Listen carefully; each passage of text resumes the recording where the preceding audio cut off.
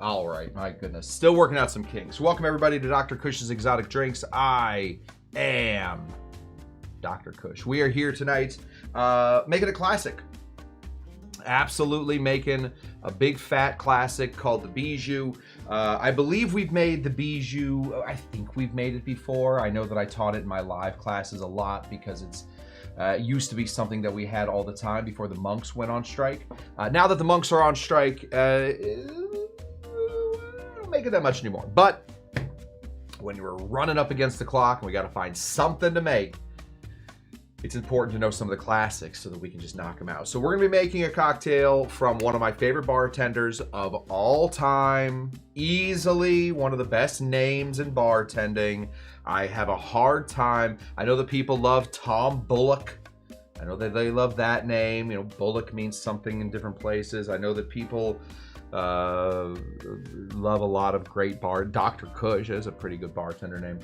I still, to this day, believe that Harry Johnson is the best bartender name there ever was. And so, we're going to be making a Harry Johnson classic that was then fixed by Dale DeGroff. Dale DeGroff had sort of a penchant, sort of liked going through and fixing old cocktails, and so we're going to be doing the Dale DeGroff version of the Harry Johnson cocktail called the Bijou.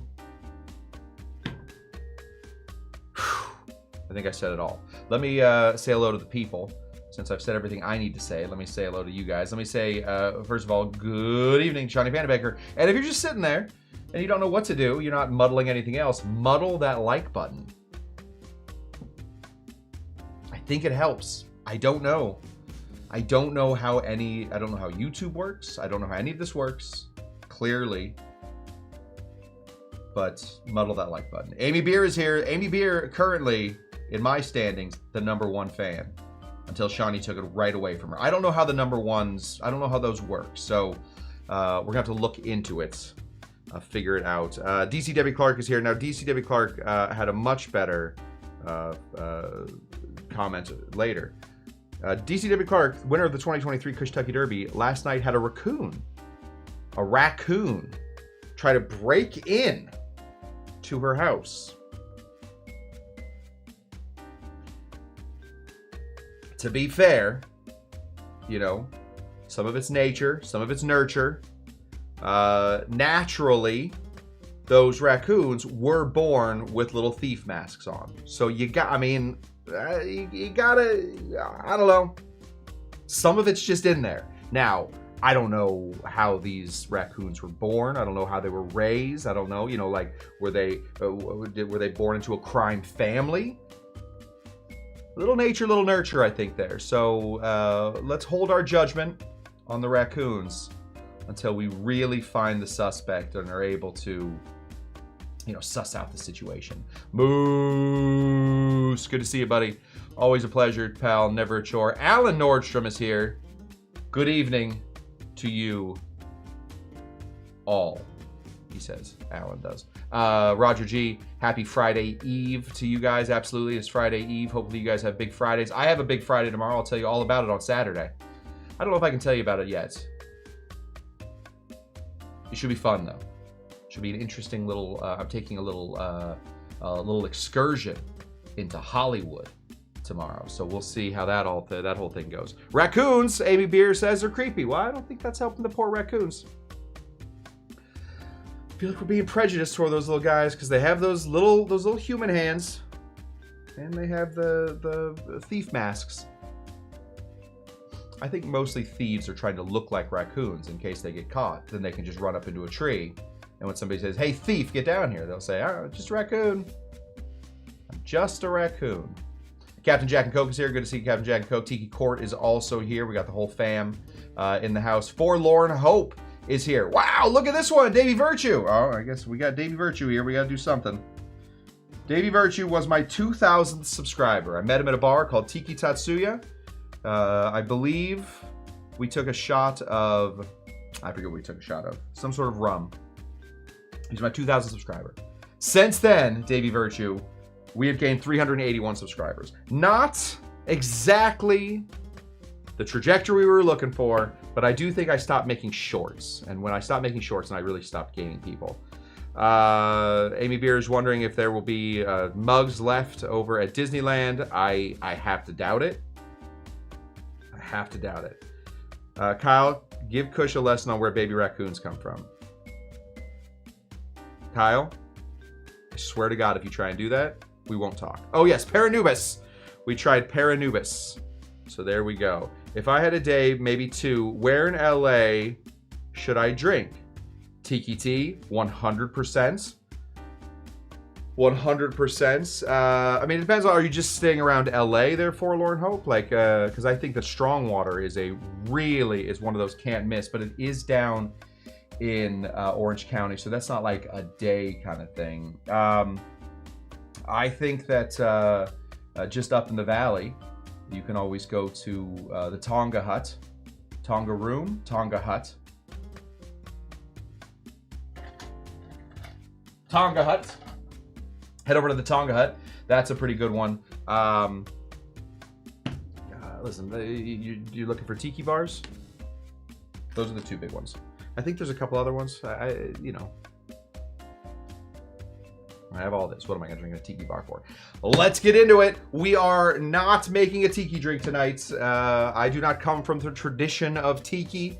I have only briefly ever worked in a tiki bar. I come from outside of tiki, where you know, I come from what we used to call the smash mouth bartenders, not the guys that sang all-star, but like the competitive bartenders with their upturned mustaches and their suspenders. I come from that tradition, and then when that got to be a little too much for me, I decided I would instead relax and go into tiki. Turns out there is no relaxing in tiki anyway, so now when I relax, I go back to old cocktails. So we're going to be making a cocktail called the Bijou.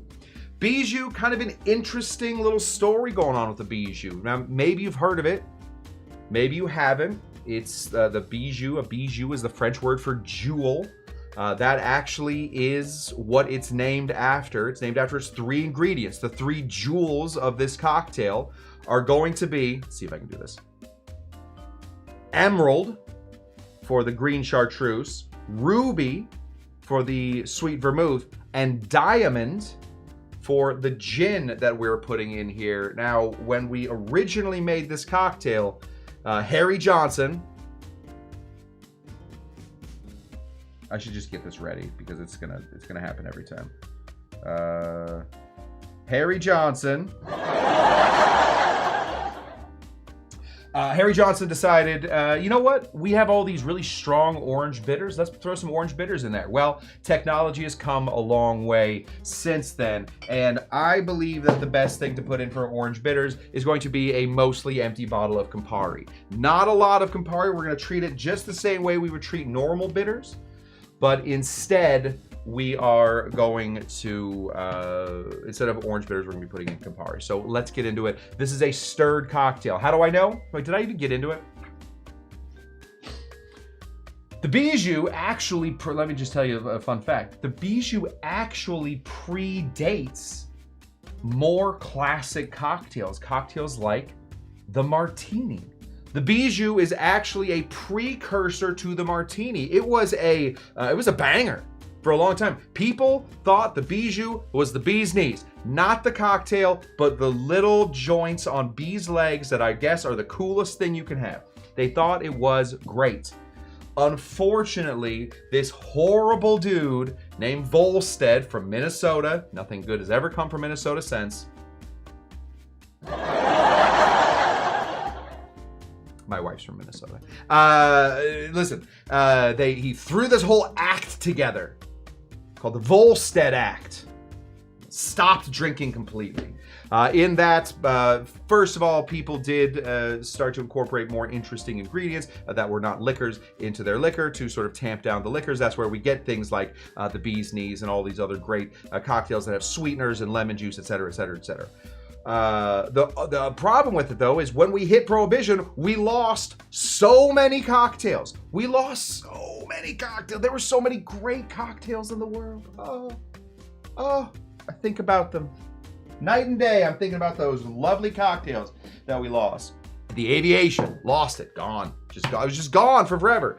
until dudes like my man Dale DeGroff went out and bought Harry Johnson, went out and bought his book, started to go through it and put these cocktails back into circulation at his various bars. So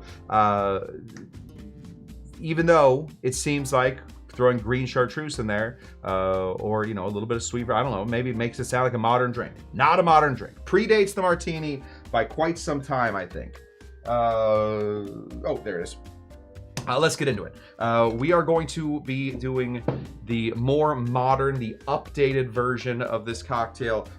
This is Phi Gin. I don't know if you guys have ever tried Phi Gin. This was actually, this has been sitting on a shelf of mine for quite some time. And then I had a little hankering to make Gibsons last night. So I brought this out. But this is a gin from Hawaii. It was actually a gift from the Greens.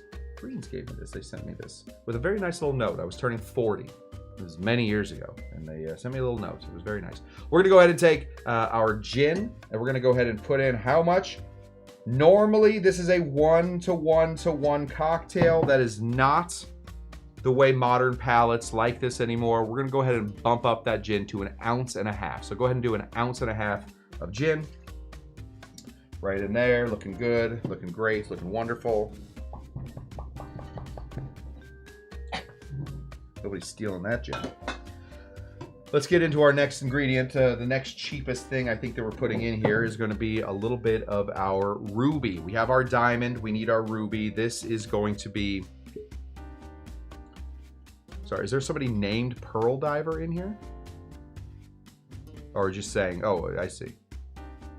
We have a friend over, Pearl Diver. Oh, Pearl Diver Bob. He's a first-time viewer. Hello, Pearl Diver. That's what we were saying. Hello, Pearl Diver Bob. What a pleasure to have. Listen, you just missed it. On Tuesday, we made the miso diver, like a Pearl Diver. Close. Now, unfortunately, Pearl Diver Bob. I don't know what Pearl Diver Bob's into. I never met Pearl Diver Bob. I assume deep sea stuff. But not a tiki drink tonight. So Pearl Diver Bob, hopefully we'll see you on Saturday. We'll do tiki on Saturday. We're gonna go ahead and put in 3/4 ounce, please, of some sweet vermouth. Sweet vermouth, for those of you who don't know, needs to be stored in a refrigerator because it is wine. It is just fortified wine. Sometimes there's more alcohol in it, sometimes there's not. The alcohol doesn't really change it. It's the herbs that you put in there. Vermouth comes from the German word vermouth. Vermouth.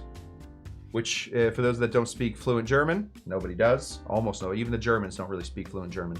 It means wormwood. Little wormwood. You're looking for a little bitterness to go into your different vermouths. That's all there is. It does turn out red. So now our diamond has turned into a kind of a wonky little ruby. 3/4 ounce there. Let's keep getting into it. Oh, an LA fire diver. I wonder if he knows my friend Curtis. My friend Curtis, my hero. I have a friend. I have one friend who's a hero. All my other friends, scumbags. Absolute, just the worst. The worst of the worst. The bottom of the barrel kind of people. Curtis is he's a hotshot. He goes into burning buildings. Not burning buildings. Burning forests. Puts out burning forests. His name's Curtis. They call him the old man because he's my age, a little younger than I am, and they call him the old man. I don't like where this is going. This right here is green chartreuse. Green chartreuse is a very old ingredient. It comes from the Carthusian mountains, from the Carthusian monks out in the Carthusian region of France. It is definitely controversial recently. The monks have decided they want to pray. They don't want to make booze anymore. They're done with it. I don't know if they're done with it. They just don't want to make more booze. They don't want to file into our capitalist system and start making booze just to make money. They want to talk to God. That's what they're into. More important than capitalism, they say. So it's harder and harder to find bottles of chartreuse. I have a number of friends that anytime they get a bottle of chartreuse at their store or whatnot, I get 4 or 5 texts. Hey, you still looking for chartreuse? I almost never am. Which Curtis? Chris Curtis? No. Curtis, Duane, I forget his last name. That's not true. I'm not gonna dox him. His name's Curtis Duane. He's a good guy. This is green chartreuse. Got yelled at online recently by in the comments section of one of my old videos, letting me know that green chartreuse is not a Genepi. It is not a Genepi. It is Genepi-like, very similar to Genepis, but Genepis actually use the root Genepi, or the bark of the Genepi tree, whatever the heck they're using to make the Genepis. It's very similar, alpine liqueur, but I want to let Big Balls 847 know that I now know that Chartreuse is not a Genepi. It's very similar to a Genepi, so thank you to Big Balls for letting me know that. This is just green chartreuse, very expensive, so we're putting this in last. We're gonna go ahead and put in 3/4 of an ounce of green chartreuse. If you don't have green chartreuse, I understand. Times are tough. It's not easy to get by these days. Kind of a dog-eat-dog world, and chartreuse doesn't just fall in your lap. Yeah, DCW Clark's right. Monks would be rolling in it if they didn't want to. Wait, sorry. Monks must be rolling in it if they don't want to make more booze. Well, I think the monks really. I think they wear basically the same thing over and over, so they don't need money there. And then other than that, I don't think they eat a lot of meat. You know, all God's children, etc. I don't know how much money the monks need. I think they're good, which is a bummer, because I'm not. And I think a lot of my problems could be solved by just a little bit more green chartreuse in the world. Or at least, if there wasn't more, at least, you know, if I could find a bottle of chartreuse for less than $120, that would help me out. We need orange bitters, but orange bitters can only take you so far. We want this to stand out a little bit. This is a red Italian bitter, or a rosso amaro italiano. Amaro just means bitters. This is bitters. Campari is bitters. We're just going to be putting in 1/4 ounce, maybe a little less than 1/4 ounce. We don't want to overshadow that green chartreuse. We don't want to get in the way of that gin. We really don't want to piss off the wormwood. That stuff will kill you.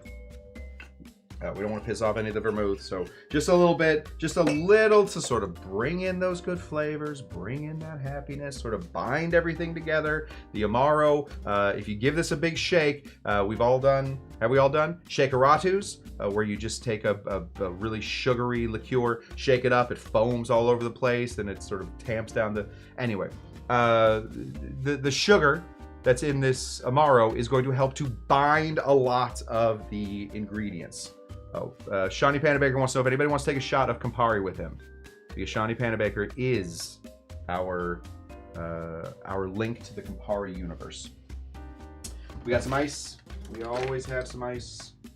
We're gonna take a little bit of this guy, pull these out of our little poppers. Boop. Nice clear ice. How come? I'll show you.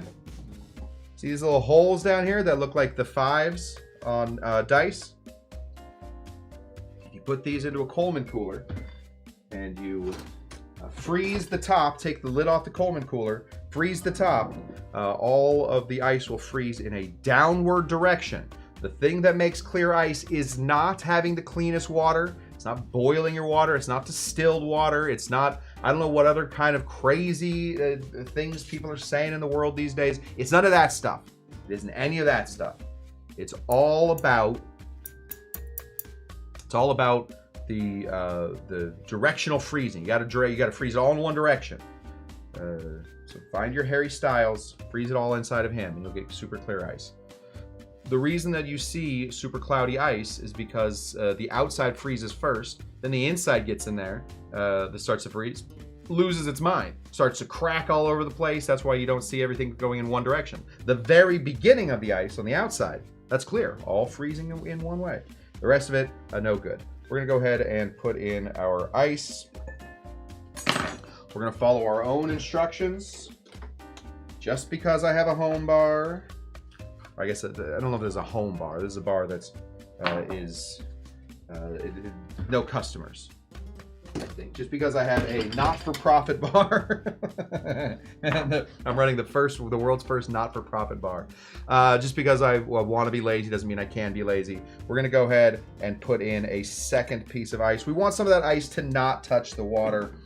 A little bit of ice, helping a little bit of ice. It's ice across America that is gonna make us feel better about chilling this stuff. The more ice you put in here, the less water there's going to be in here, etc., etc., etc. And we're going to give this a big old stir. I've tried to make videos on this 5 or 10 or 12 or 15 times, how to stir a cocktail properly. Just do this. Make it look like the claw, and keep the outside of the spoon on the outside. Keep those ice moving. They shouldn't get all crunkled up. They shouldn't move anywhere different than where they stay.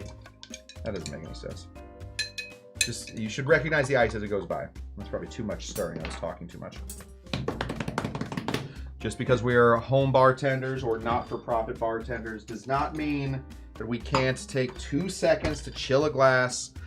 We are not serving this over ice, so the moment we pour out this cocktail, what happens? That's the coldest that cocktail will ever be. So we're going to help it along to stay within the cold area that we have made. We made it cold for a reason. We want to sort of tamp down some of those bigger ethanol flavors. So we made it cold for a reason. Now, we're going to pour, if we pour it into a hot glass, you did nothing. You did zero. Literally wasted your whole life stirring that cocktail. You'll never get those moments back. So just chill your glass moments before you start. We're gonna go ahead and pour this right into here. Look at this cocktail. Oh my goodness gracious, what a day I'm having.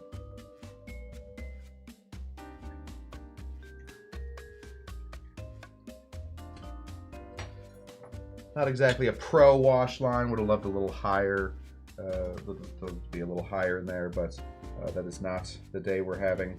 Let's give this a little orange garnish.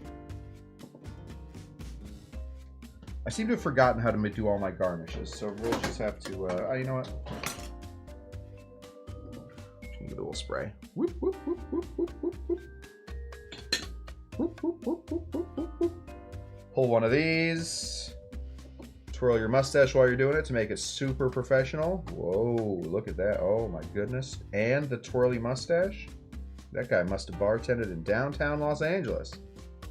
Throw that in there. Debbie, DC Debbie Clark, winner of the 2023 Kentucky Derby, is taunting me. She found my weakness. And she is absolutely just lobbing bombs. Just pulling the pin off the pineapple, throwing it in. Very, very sad. Is Kyle okay with you using the orange again? I think he is. Kyle treats the orange like the Native Americans treated the buffalo. We use every part. Kyle likes to put gunpowder inside the seeds and throw them like those little poppers.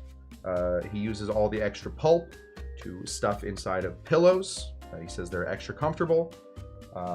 We use the outsides, obviously, to light our fireplace. It's a lot. It's a lot. We use every part of the orange in this bar because we know that that is a sacred animal to our good friend Kyle. So yes, Kyle approves. Amy's with Debbie C. Oh my goodness. All right. Well, now we're all making fun of Cush because he can't grow mint. All right. So I'm the Pol Pot of mint. Killed more mint. I think I killed more mint than anything. This is it. Should we put it on the spinner? I feel like this is a spinner drink. Whoop.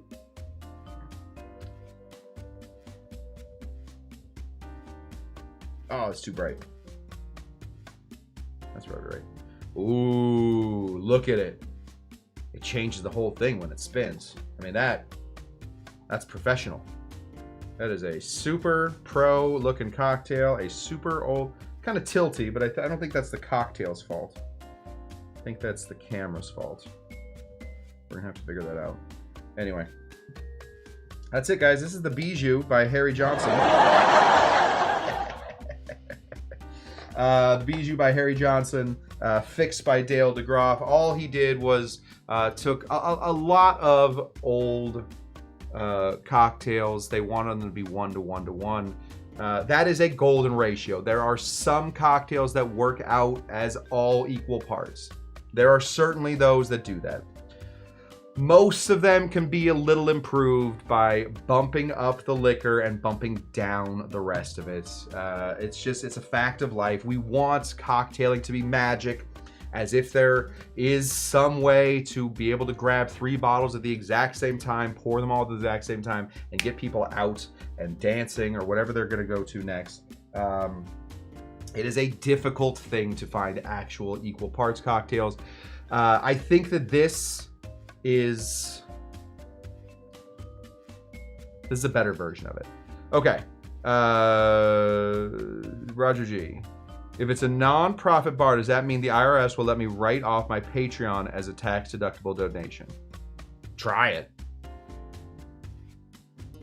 I mean, yes. I am definitely a licensed person that is able to give financial advice. That is something that I am able to do. I say try it. I would say don't try. I have no idea. Talk to a tax person. You want to know what cocktail you should have while you are making while you're doing your taxes? I would say the income tax cocktail. It's a very famous New York cocktail. I don't know. Gotta try this version tomorrow. Long evening. Sigh. All right. Well, Shawnee P is gonna have to figure this out at some point, but one day we will get Shawnee P in on this cocktail. This is it. Let's try it. How do we do?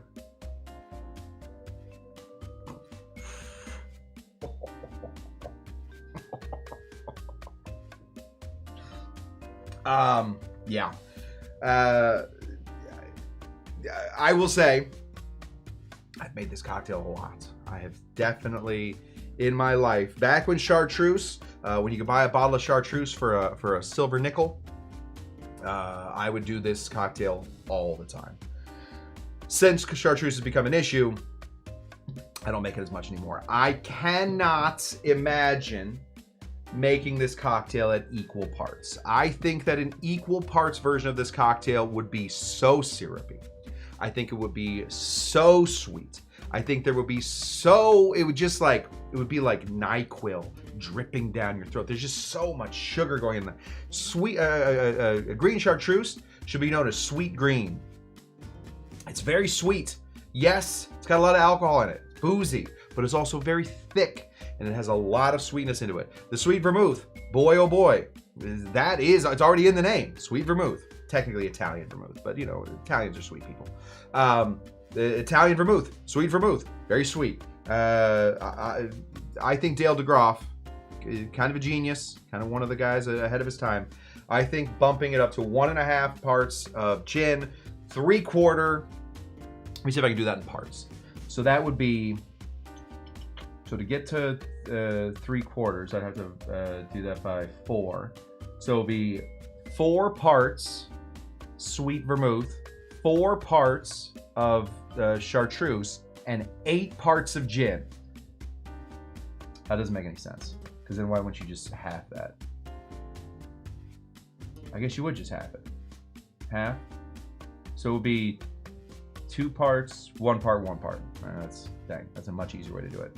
2 parts, 1 part, 1 part. Do 2 parts, 1 part, 1 part. That is a perfect way to make this drink. And then just add a little bit of Campari. If you don't like Campari, I get it. I understand. But if you don't like Campari, little orange bitters will go a good long way. Amy Nordstrom is concerned about 8 parts. Yeah, normally we like to do our parts. If a bartender ever gives you parts to a cocktail, what he's saying, or what they are saying, what I am saying, is just find a way to translate that into your ounceage or your whatever. So if you want to blow the cocktail up, do it like that. But it's tough to say like this is 1 part this and 1.5 parts that. It's tough to blow up 1.5. I guess it's tough to blow up like 1 1/4, 1.5. I think you should be able to do. Just an old bartender stupid thing. I don't know. I don't even know if the kids are doing it. I've been out of it for so long. My bones hurt, and and there we go. Wait. Why are we hugging Shawnee? Shawnee? I'm giving you a hug too, buddy. Here, I'll give you one of these too. There you go, buddy. I don't have a hug thing. I'll give you a kiss and a punch. Okay, that is what. Oh, whoa. I've been working on this for a while. Let me say something. We have been. We used to have on this show. We used to have a bit of fun. It has not been fun for a long time. I feel like it's been very serious. We don't do jokes. We don't do like gaffes or goofs or anything like that anymore. It's all been fun. I figured I've been working on this all day yesterday, so hopefully this works right now. I wanted to see which of you. I know one of you specifically. Was a big fan of this whole thing, but I think we're gonna try and bring characters back. So I do want to introduce a new segment where if you have questions, you can submit them and you can talk to our very good friend and long time. This guy has been around the bar for longer than the bar has been open. Like literally, we built the bar around this guy. This is our very. Oh, so if you have any questions, please submit them at the beginning of the show, and then we will go back and we will do Smoke and Joe questions. Oh, what's up, dudes? Dudes, my God, guys, it's been like so long since we've been able to see each other. Man, so yeah, like, I guess if you guys like, I don't know, like have questions or like, you know, you want to know a little bit of like history of like what I've been up to or like what the bar's been up to or like, I don't know, dude, like whatever you guys want, like that's what I'm here for. So if you guys have like thoughts or questions or feelings, you better know, man, Smokin' Joe is here for you. Anyway. So, literally spent all day yesterday figuring out how to bring back characters. So, we will have characters back on the show. We're going to find a way to do it and make it work. But we have got this all set up. So, Smokin' Joe is going to be back. We will probably bring back Mini Cush. Mini Cush will probably give us small histories of cocktails coming up. And we have a few other fun characters. So that is what I have for you. If you guys have any... Amy Nordstrom needs a backstory. You know who's a great person to ask the backstory of? Smokin' Joe. So we will do a Smokin' Joe segment on Saturday. Any questions you guys have for Smokin' Joe? Yes, even Bon loves Smokin' Joe. Everybody loves Smokin' Joe. He was a very fun... He's grown a mustache since last we saw him, so you know it's you know. I just want you guys to like remember though that like I had this mustache way before Hulk Hogan died. All right, this is not like it like a reference to Hogan. I just like, you know, I love the mustache look. You know, I like, you know, Cush had that mustache for a while, and now, you know, we're just like hanging out with our mustaches. Nothing to do with Hogan. Okay, he was very concerned that we might think that he was related to the Hulkster. So that's what we got. Okay, guys, that's what I got. So until Saturday, we will be back here on Saturday talking tiki cocktails. We'll be doing more prep for Tiki Oasis. If you have not bought your Tiki Oasis tickets yet, my seminar is going to be on Saturday. Sorry, don't do it on Saturday. Mine is going to be on Sunday. It's going to be on Sunday, but we will have a few different Dr. Cush's Exotic hangout situations at San Diego Tiki Oasis. So get your tickets, and we will see you there.